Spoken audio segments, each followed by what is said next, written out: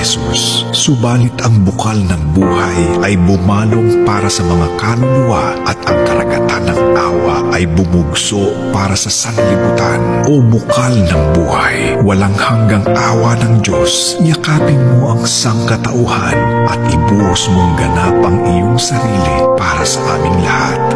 O banal na dugo at tubig na dumaloy mula sa puso ni Jesus bilang bukal ng awa para sa aming lahat, ako ay nananalig sa iyo.